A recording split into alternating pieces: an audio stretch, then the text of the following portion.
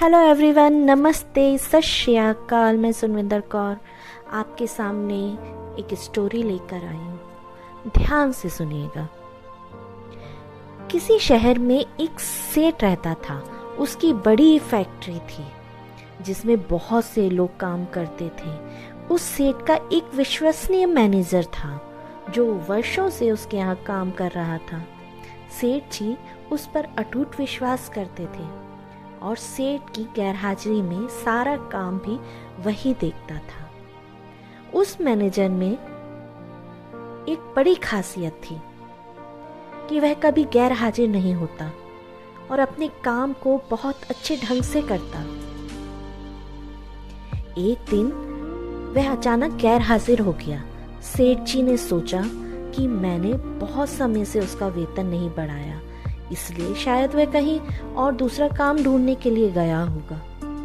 अगले दिन जब मैनेजर आया तो सेठ ने उसके वेतन में 10% का इजाफा करके दिया। जब मैनेजर को बढ़ी हुई सैलरी मिली तो उसने कुछ भी नहीं कहा। वह चुपचाप पैसे लेकर चला गया और अपने काम में लग गया। फिर सब कुछ ठीक चलने लगा। कुछ महीने बाद मैनेजर फिर से गैर हाजिर हो गया। सेठ को इस बात पर बहुत गुस्सा आया कि मैनेजर का वेतन भी बढ़ा दिया और उसने धन्यवाद भी नहीं किया। अब मैं उसकी सैलरी वापस काट लूंगा।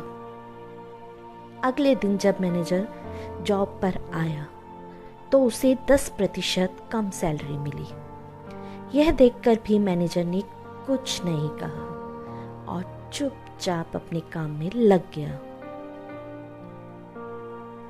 यह देख सेठ को बहुत आश्चर्य हुआ।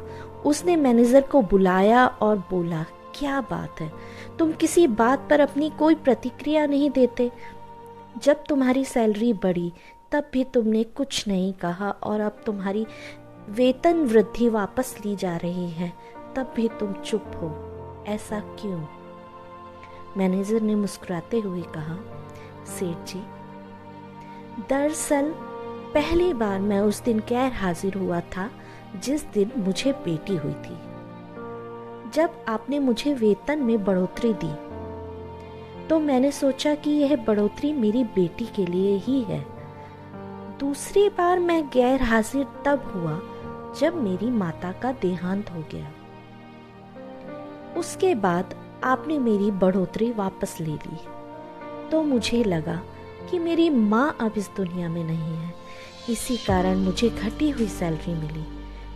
मैनेजर की सकारात्मक सोच देख सेठ जी उठे और उसे गले लगा लिया और कहा, जिस कंपनी में तुम्हारे जैसे सकारात्मक सोच के लोग हों, जो हर परिस्थिति में कुछ अच्छा देखते हैं, वह कंपनी कभी भी किसी से पीछे नहीं रह सकती। यह कहते हुए सेठ जी ने और ज्यादा बढ़ी हुई सैलरी उसे दी।